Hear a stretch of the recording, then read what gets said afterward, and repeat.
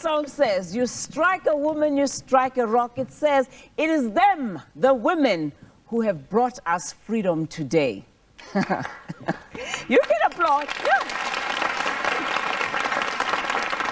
Yes, from Beijing to Bangkok, the United States to the United Kingdom, South America to South Africa, the debate continues about gender equality, equity, and empowerment. Good evening. The headlines about the status of women say it all. Women ready to fight. Gender back on agenda. Women wake up an ignorant world. The discussion is on the status of women, and it is appropriate tonight as we celebrate Women's Day on August 9th. Our discussion tonight will focus on three areas: empowerment and the status of women, the changing role of the girl child, and new male responsibilities and participation in the home. But before we continue, let us see an insert that illustrates the changing roles of women. Women, those little grey people in high heels, with their grey lives, their grey careers, their grey expectations. You are stereotypes. You've been created in the image of macho chauvinist man. And if you believe that, you've earned your boring life. Get out of the rut, says Giselle Wertheim Ames. Claim your rights. Claim recognition for who you are, not what you are. That's what she did.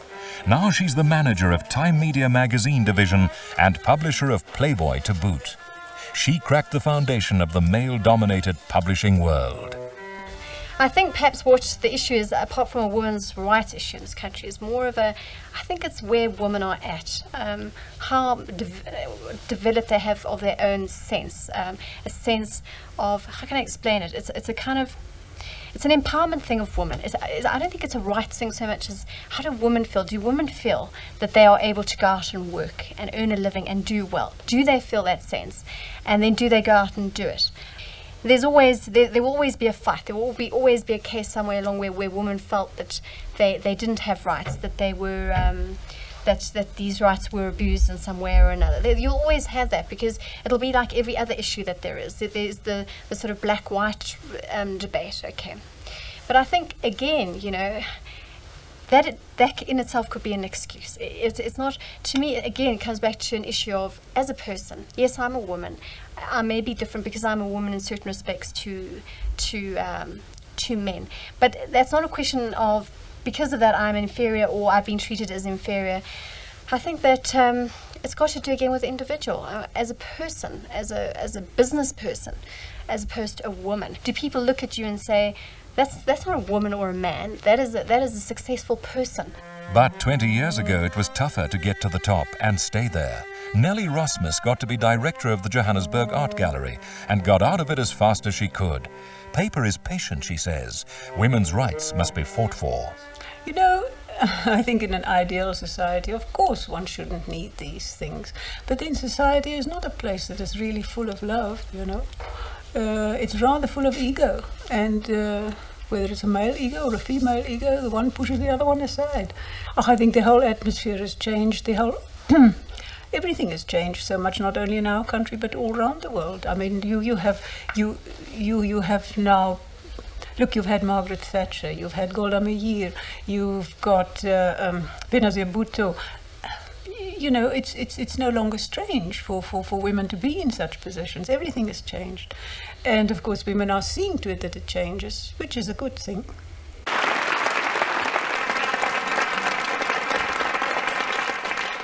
Welcome back. We are discussing the status of women. On the panel are Dr. Ellen Conegay from the Women's Development Forum, Advocate Khomotso Moroka, who is also on the President's Children's Fund, Advocate Linda Pinar, the only female general in the South African Police Service, Jenny Foxcroft, one of the first 3 female pilots ever to be employed by South African Airways. Matsilo Motsei, gender consultant for the Reconstruction and Development Program. He's not a woman. Dr. J. Parson, country director of the United Nations Population Fund, Africa.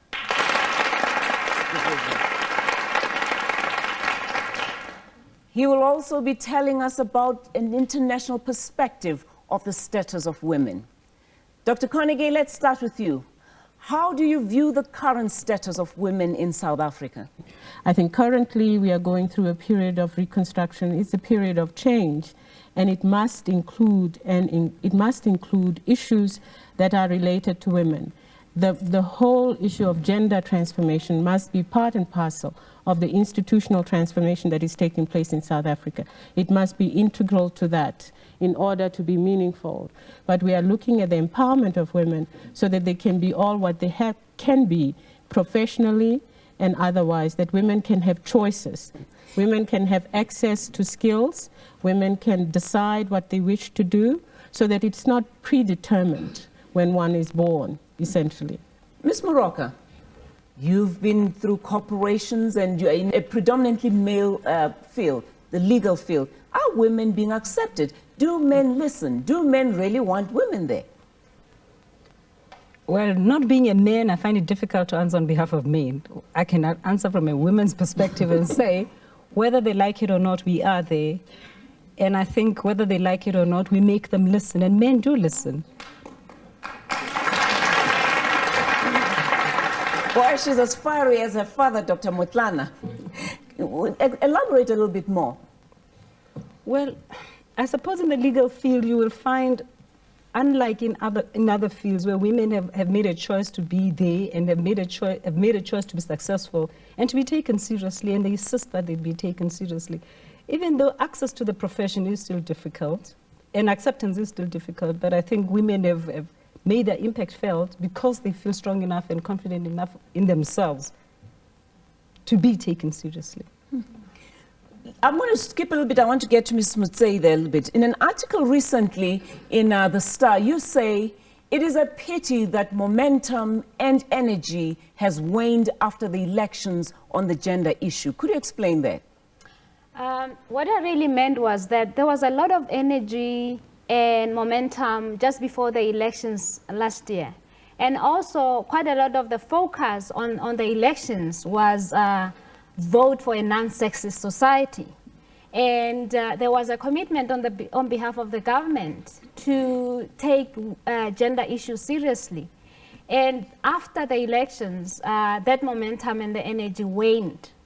But as I said in the article, that there is a lot of hope, because a lot of the women's organizations recognize that, and they're really poising themselves to capture that momentum. And I want to also add that after 1 year of the government of national unity, I think it's time for women to capture the momentum and really call for the promises that were made to them before the elections. But wouldn't you say we have more women now in Parliament? And I'm going to really get some input quickly from someone who's in Parliament. So would you say, you're in Parliament, we have more women in Parliament now, we have more women as MPs and ministers? I think if you look at South Africa's past record, yes, we have more women in Parliament today. However, I think we should always look outside at the woman who matters, the woman in the street. There hasn't really been change in that woman. And that, as a member of the ANC Women's League, is what I am here about today. The change for the woman in the street, which again you also bring up, Ms. Motsei. I'm coming back to the other panel members. I'd like to kind of latch on to what Thandi has said. Yes, even for instance, I'm at the moment working on a draft policy on women's empowerment.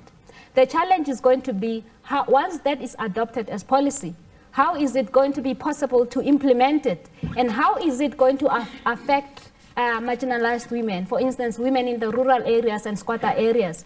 So it may well be good for us to say that we have policy on women's empowerment, but you find that in fact it doesn't affect the majority of women. Ms. Foxtrot, you are definitely in a profession that is male-oriented, or where women are alien still in that field. As a pilot, share some of your experiences. Well, I can tell you honestly from my heart that I've never been discriminated against ever in my profession. In fact, the men have been right behind me. When I've come unstuck and I've asked for help, it's been them that has been behind me. And I think it's our attitude towards what we do. You know, when I was a little girl... Applaud, don't be scared, applaud! When I was a little girl, my dad always said to me, and to my sister, he said, you can be and do anything you want to do. It just takes determination and willpower. And I know we talked about, and then what did Mommy say? I think my mom was a little bit scared. She was frightened for me, I think, because of the kind of profession it's in. She thought I might kill myself. And she didn't feel that it was right for a girl to be doing this kind of thing. But basically, I feel because she was frightened. And perhaps that's where we need to change. We should be allowed to do anything we want to do. And it comes from our mothers or from our backgrounds. Doesn't matter who you are or what you are, you can be anything or do anything. Definitely. In fact, that's what we're going to be talking about when we talk about the girl child, the changing of mindset of the girl child. I have young people here who will also share their experiences with their brothers that they have with their brothers. But at the same time, there are stereotypes. I remember one time you were landing a plane and I was on the flight. And as you said, we're about to land, the gentleman next to me said, oh my God, I hope she does not land the way she drives as a woman. So there are stereotypes. And then unfortunately on that day, you had to go and land furthest away from the gate and say, you see, we told you, women will always end up at the furthest gate. But what do you say about those stereotypes? Well, you know, it would be dreadful if people didn't joke about things that they are frightened of. I think that's what we do. In any situation where we're not sure of what we're doing or what's happening, it's foreign to us. You better not talk about being unsure as a pilot. People are scared now. No, I'm talking about the people who react. Well, for instance, that gentleman, perhaps he was a little frightened or not sure, a different situation. People are reluctant to change, first of all. And I think if we don't joke about things like that, that's the time to start worrying. It's when those jokes are that you realize that you're accepted. That's right. Wow. Advocate Pinar, the only female general in the police services. How did you get there? Well, first of all, I must say that we have demilitarized, so I don't use the rank of Major General. What happened, the posts were advertised, I applied just as anybody else applied, and I got the job. That's how I got there. But some of the challenges, share them. They won't do anything to you. I'm here. We have wonderful challenges in the South African Police Service at this stage. There are so many career opportunities for women because everything has simply opened for women. The police service was a very male-dominant career world previously. I think police women sat in offices doing administrative work in the past. You were typing then? Not really typing, working with files, filing, etc. This has all changed. We've got policewomen all over. We've got wonderful policewomen as station commanders at this stage, doing a wonderful job, managing wonderfully. So the police is really opened for policewomen. Linda, I do have a great deal of respect and admiration for you in your position as general. But it concerns me, it really does, that in the new structure of the police service, when you look at the newly appointed positions, you have to go down very far, apart from yourself, to start looking for female appointed officers. And that worries me because transformation in itself should bring about accountability. And if we do not have women in the upper echelons, somehow one gets the feeling that the old boys club is still in place. Yes. Thank you. Linda, why don't you respond? Yes, I can respond. First of all, it is true that the top management of the South African Police Service is not really representative yet. And Commissioner Fivers was one of the first people to admit that. But at the same time, he introduced his Equal Opportunities program, in which he also said that within the next 5 years, the ideal is to grow into a fully representative police service. Can he do it faster, Linda? I'm sure he's trying to do it faster, and I can promise you that those women who are in senior management posts are the sort of women who rock the boats, and we will do exactly that. Dr. Parsons, you've heard the arguments here from the panel and some members of the audience. You've lived nearly all over the world. Any differences? Is South Africa really any different from any other society? I don't think so, Felicia. South Africa is similar with its problems of gender equality, equity. What I think sets South Africa apart is the fact that you have an infrastructure, you have a constitutional guarantee that gender issues are fundamental human rights issues. As Mochilo says, though, the issue is not a legal issue. It's not so much embodying this in the law of the land, it's finding ways of implementing it. And I think that this is the real challenge to South Africa. This is where South Africa can lead the way for the world in addressing the issues of how do we empower women, how do we implement what has been set out in the legal system. United Nations figures show that women do 2/3 of the world's work for 5% of the income and own less than 1% of the assets. Are women responsible for where they are today? Can women make change? Any woman who's willing to rock the boat and let us talk? Okay. I believe, Felicia, that there is no difference between a man and a woman, and I think from a work point of an ambition point of view, it's up to you to make it work. You've got to have your own vision and ambition, and look at the role models. There's a role model. Why can't other women look at what she's doing and follow that? I'm sure that can work. Well, I'd like possibly the audience to answer that, but I just want to add a rider to what you've just said. It's all very well to talk, for instance, to talk about me and say, I made it, why can't other women do that? But there are barriers. And then there are men-created, legal-created, societal-created barriers. And let's not forget about them and pretend the world out there is kosher for us to move up. There are glass barriers that you can't ignore. Barriers? Thank you. I would like to agree with the last speaker that this is a mammoth task that we need to come together, not just women, but men as well. And I believe that an isolated woman in a department can do not much to change the situation. Sometimes we find ourselves actually imitating what the men have been doing, fighting for power, forgetting the other women and forgetting to fight for the rights of the women. We in the Women's League have proposed an equity commission based in the President's office because we feel that we need executive power to actually address the question of gender, affirmative action, and not just the question of women, particularly disabled women, the question of women in rural areas and young women. And we think particularly black women who have not had the exposure, the education to be able to participate at all levels. And I think that kind of strategy will really begin to address this problem. Felicia, can I come in on that? I mean, on the whole question of transformation, one thing that I'd like to say is that we often say that we need women in top positions or powerful positions. I think in a way it's a very simplistic solution to a very complex problem. Because for instance, firstly, we don't have guarantee that that woman will be able to put the gender concerns on the agenda. That's the first thing. Secondly, does she have the support as a woman to do the work that we are expected to do? So by saying we need women in powerful positions, we should also be saying what kind of support do they have? And I also want to kind of talk about what people raised about the barriers, the racial and class barriers. That one thing, we can't talk about equality in situations that are unequal.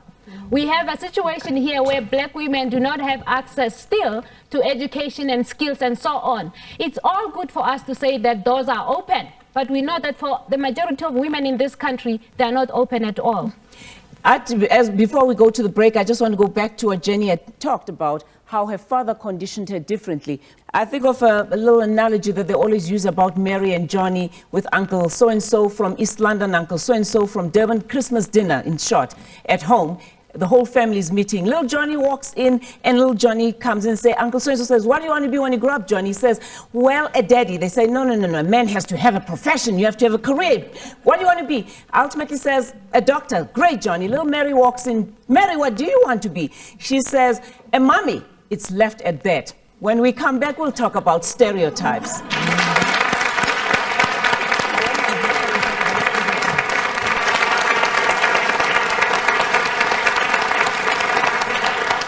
We are discussing gender equality, equity, and empowerment.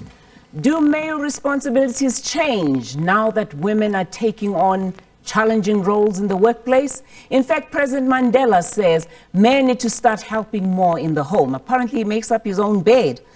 First, let's touch on a few stereotypes that affect change in mindset. I have a cartoon here that I'd like to share with you. An executive committee, as you can see, made up of men and one woman. The man leaves, happy face. I have to leave early to pick up my child. One man amazed, say, amazing. The other one says, truly a new kind of father. Then the woman is also looking at her watch, by the way, that time, and she says, oh, I'm sorry, I also have to leave early to pick up my child too. Two. You heard the word, operative word is two. How does she think, who does she think she is? How unprofessional, says the other man. The other man says, does she want to work at this company? Do these things happen? Yes, absolutely. Oh, they say yes. You seem to know more about it. Stand up and let's talk. I just feel there is a cost for a woman to achieve a high position, which doesn't exist for a male. You have to balance, are you going to go forward at the cost maybe of your children, your marriage? It's terribly hard to combine the two, and those are things a man never has to contend with. He has a wife to support him. What I'm sure the leading ladies over there need are good wives behind them. Mm-hmm. Dr. Volmerant, let's talk about changing roles. Do you feel roles can be changed, and are they changing? I definitely think roles are changing. The first time when I wanted to go back to work after my first baby, my husband was very cross with me. He said, women these days think that staying at home is a curse, not a privilege. But that was about 19 years ago. These days, he goes and fetch the kids at the dentist, and I feel you deserve the husband that you have. Whoa. Whoa. She has a point there. You deserve the husband that you have. Khomutso, do you deserve the one you have? I'm being silly. Yes, I do. But I want to come in and pose a question. Are these roles changing, and are the stereotypes changing? Because I always still get letters from my children's school that says, please volunteer for tuck shop duty. And please ask my daughter what my response is.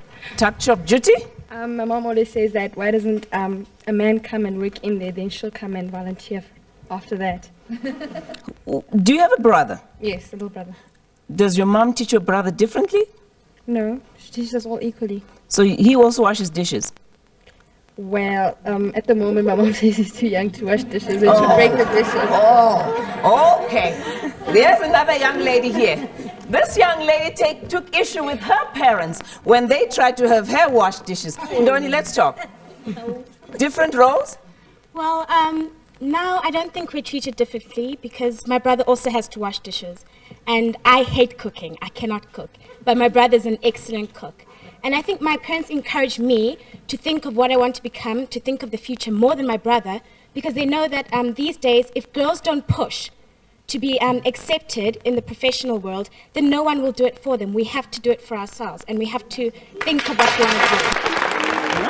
Let's continue there. Stereotypes. I think, if we talk about stereotypes, how do we as mothers raise our boy children and our girl children? Because this is where it's going to start. And as mothers, do we teach our sons to be respectful of women and girls? And fathers, for instance, need to participate equally with mothers in instilling this kind of values. Let's hear from a man here. Yeah. Felicia, I'm sure the issue of gender is that at home, at family level, is where the problem is. If we can stress at family level what we can do in order to address this issue, is where we can to achieve a lot.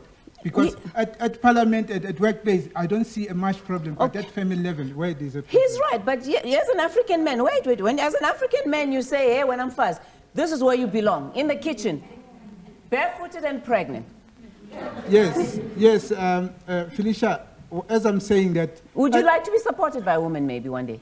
Yes, I would like to be supported by a woman one day. New kind of a woman. And also I would like to support the women as I like to do now, and as I understand the issue of gender. And I support the women who are fighting. Okay, I guess it says it's a 50-50 affair there.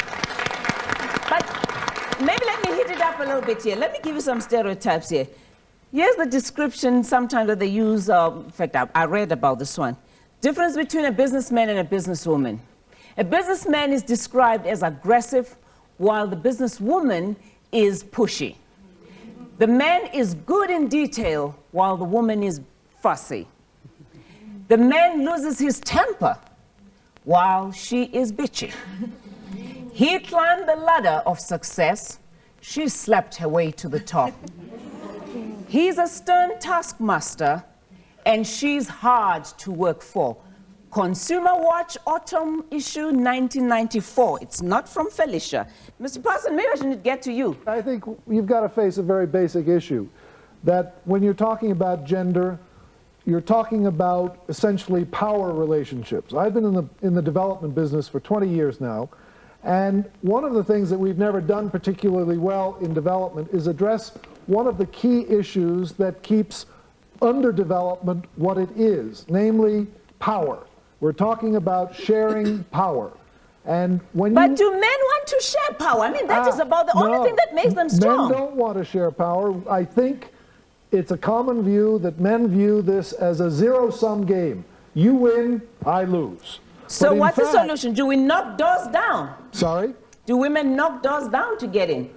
I think that's what you're talking about. I think that's essentially what is called for, a revolutionary action. And you cannot be polite. You cannot start worrying about how I'm going to be viewed in larger society. What does this mean for my family? You're talking about a very fundamental revolutionary process, which you people here in South Africa should know about, because you fought a very successful revolutionary war. And Ms. Mabuza, they will say that the movement was also led by women, was it? So why are you having difficulty leading it into the corporations? Definitely, the movement was led by women, Felicia. But I wanted to say to the gentleman over there, it is not easy in Parliament, in business, to talk about gender. An example is when we went to Parliament, workshops were organized for female parliamentarians because everybody took it for granted that the women would not cope.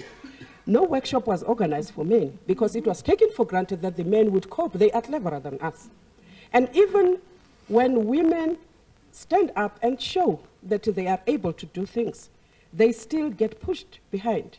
And it is true that now and again we get, even at Parliament, you are chairing this, you are going up because you are sleeping around. And society has to deal with that. And until men realize that we don't see gender as a tug of war. We don't see it as a power struggle. We see it as society righting the ills, especially those ills which have been heaped on black women. Jenny, you had a point. Yes, I'd like to respond to this about breaking down doors and doing that sort of thing. I can only talk from my own point of view and from what I've experienced. It is no good to get up on a soapbox and shout the odds. That doesn't work. You make enemies like that. It's about attitude. Attitude to your fellow people. It doesn't matter who they are. If you approach them with the right attitude, you will go 100 miles. Okay, I hear something here again. It's not a gender thing, but what happens, I'm coming to the panel there. What happens when you're sitting at the table, the round table, you're again the only woman at this executive committee, and then tea time comes. It is exciting, but also frustrating. Tea time comes and they look up to you and say, Miss Suttle, could you please check if the tea is ready? How do you handle that one? How do you handle it? It happens. You say no, she says.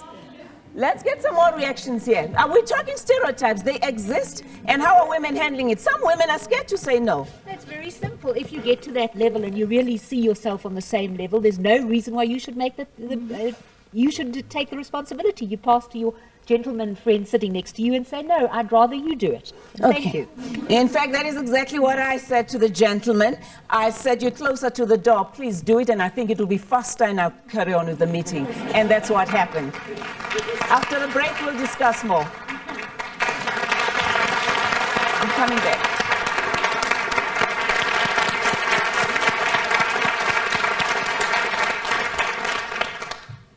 South Africa is poorer politically, economically, and socially for having prevented more than half of its population, that is women, from further contributing to its development, says the Women Charter. Is the answer changing male mindset? Can men play a key role in ensuring gender equality? Mr. Parsons? They can, but will they? It's a it's a question of sharing power. I'm not going to share with anyone if I don't have to. That's a selfish way all men would say. And I really applaud you for your candidness. Ms. Moroka? I just want to come back and accept what you have said, but come back to an issue that really I find very difficult to cope with. I think in South Africa, and probably because of historical reasons, this audience has different perspectives on issues. I think our white counterparts, our white female counterparts have different experiences and different perspectives. That is why they think that the struggle for women is different from our struggle. They will talk about the fact that women can do it on their own. We as black women know that it's very difficult to do that. The truth of the matter is we're the most disadvantaged of the disadvantaged.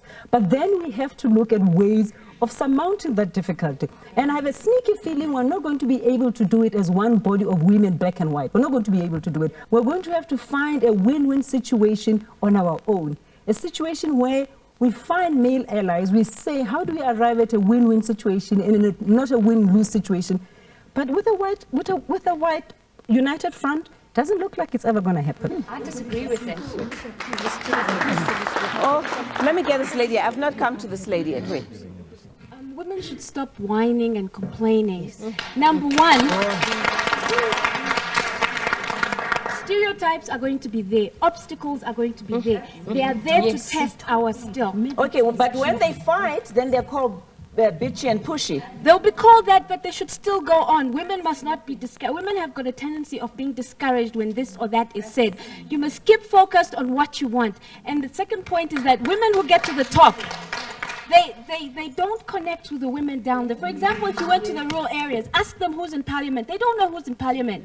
Women don't go and identify with the people that they're supposed to be serving. So as long as women get to the top and forget about people at the back, nobody will give them support and they'll always remain in the corner somewhere. So women should mobilize the people that they are supposed to be helping. Go to them, identify with them, and work together. That way we'll be able to get somewhere.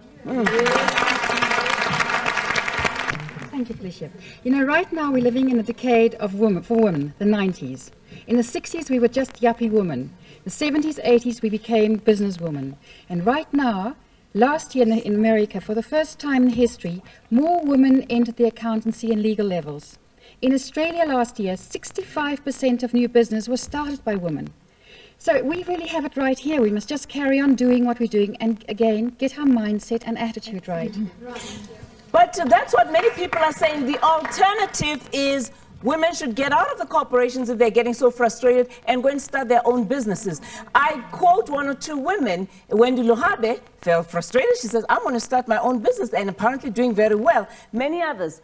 Do you know many others? Historically, women have been great whiners in this respect, and I think with Women's Day coming up, and the first time that South Africa has celebrated it, we must put away the problems that have been discussed. We all know the educational problem. Everyone is trying their very best to overcome it, and I think we've all got to put our best foot forward.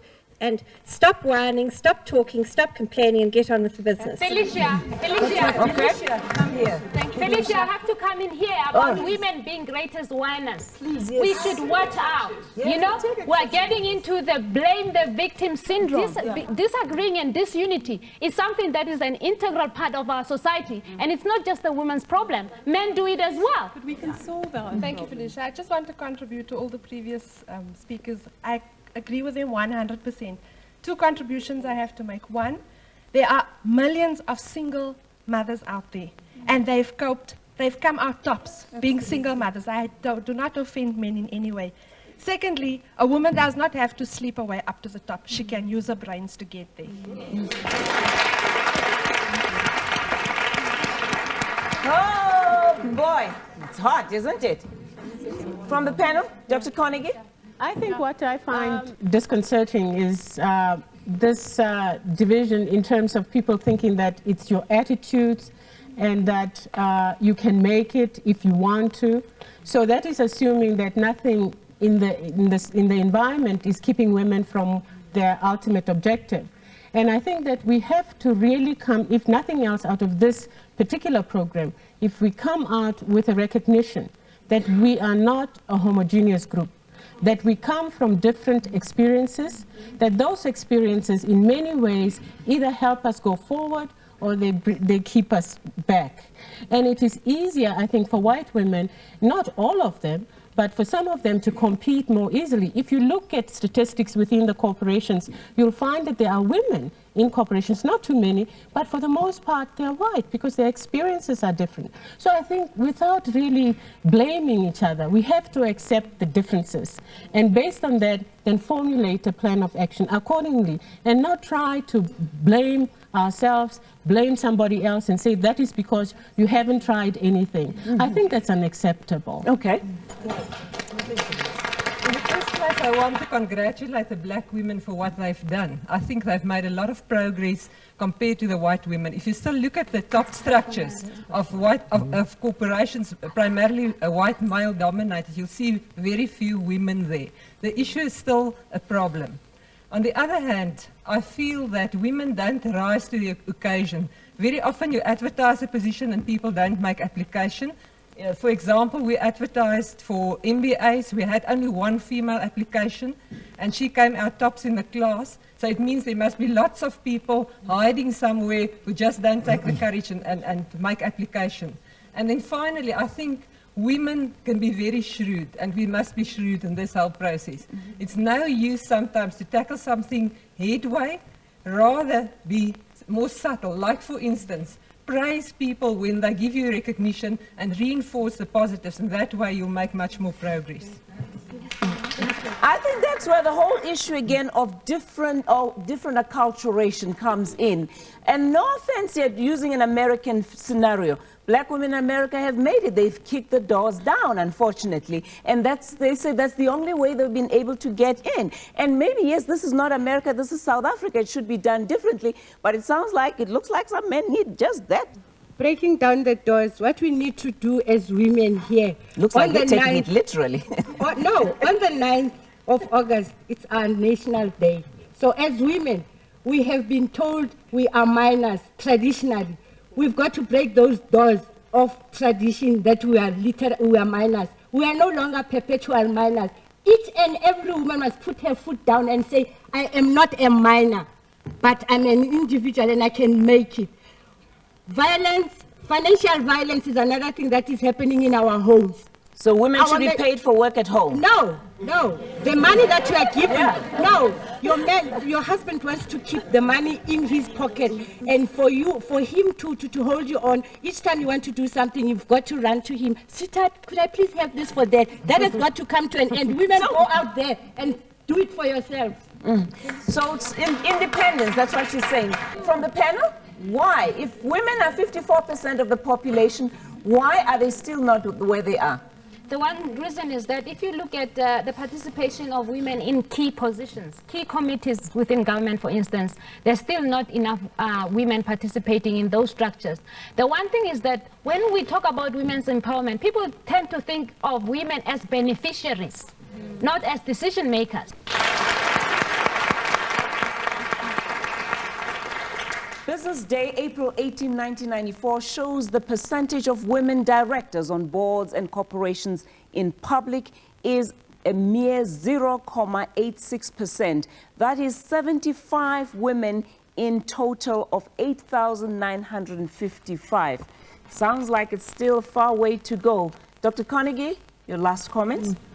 I think this discussion has really highlighted for me that the whole process of reconstruction will never be complete until we take into consideration the issues for women and put that central to the whole process of reconstruction. But more importantly, within the women's movement, there are differences, and therefore we've got to accept those differences. More importantly, we've got to look at other women and not just have a middle-class discussion that really moves over women. And we've also got to look at black women in terms of the fact that we are just now entering into many sectors. We don't have a history of experiences in many of these sectors. Okay. She said all, she said all that I actually wanted to say, because I just got a sense today that we're talking about middle class black and white women. And when you talk about attitudinal positions, when you talk about societal positions, when you talk about women who can do it, we forget all those women without education, without access to resources. This conversation or this topic never touched those women, and I think I have a serious difficulty that we are all talking from a different position from the majority of black women and their circumstances. Advocate Pinar? I think it's a fact that we come from different backgrounds, that we have different attitudes. But we cannot sit still and wait for jobs and opportunities to fall into our laps. It is of the utmost importance that we keep our eyes wide open for opportunities, that we utilize them, whether it's a very, very small little opportunity somewhere on the ground, whether it's a big opportunity somewhere in management. We must see them and utilize them. It brings to mind something that I once read again, where it said that men spend 70% of their time doing the job of the corporation and 30% of their time marketing themselves. That is why when they are fired, they're not devastated. They know where to go. While women spend 110% of their time doing the job, and then when they're fired, they're so shattered, they don't even know where to go. So that really, I agree with you with that one. Ms. Foxcroft? Felicia, I'd like to end off by saying I think it all begins in the home. I know that my attitude to what has happened would have been very different if I had grown up in a different home. I think it begins with your mom and dad giving you opportunities or telling you about the opportunities that are out there. And it's up to you as the person whether to take those opportunities or not. You can let them pass you by. That's very easy to do. You can think up excuses as why you shouldn't be where or doing what you want to do. We're very good at that, I think, is thinking up excuses. We just have to be very positive, have an extreme amount of determination, and set about doing what we want to do.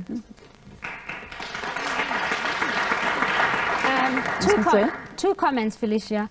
One is that we need a very powerful women's movement to keep the government on their toes and make sure that the government delivers to women as they had promised.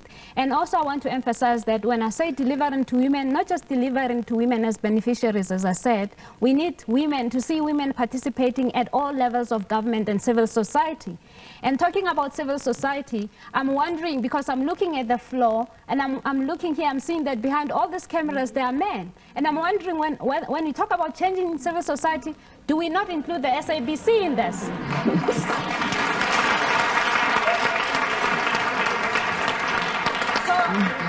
I want to say that when we talk about gender equality, we also mean gender equality within the SABC, and we want to see more women technicians trained, more women producers and directors and everything like that. Okay. Dr. Parsons? I think, Felicia, you've brought out of the audience and the panel the fact that there's no simple answer to this issue. There's no silver bullet that's going to solve the problem. I think that there's two types of problems we're trying to address. On the one hand, it's building an enabling environment, an attitude, an awareness about what the issues are, and I don't think we've done particularly well. The International Conference on Population and Development held in Cairo last September, the Beijing Conference on Women that will be held this September, are very important international events sponsored by the United Nations to create a better awareness of what the issues are and what needs to be done. But secondly, don't forget that you've got to get your act together. You've got to get mobilized power, and don't forget the rural areas, because that's where the poorest of the poor are, and those poor are mostly women. Thank you. According to the International Conference on Population and Development, parents and schools should ensure that attitudes are respectful of women and girls and are treated equally as boys from the earliest age. South Africa is going to have to get used to the idea of women in the boardroom instead of the bedroom, in the corporations instead of the kitchen, in country clubs instead of tea clubs, at stock exchange and not at shop exchanges, in corporate halls and not just in shopping malls. Thanks for tuning in, and we hope you join us next Tuesday and watch our next show, which will be on affirmative action. Is it benefiting blacks only? That is a hot one. Please send your comments and suggestions to FMS Productions, P.O. Box 29896, Melville 2109. And phone us at 482-6013-405.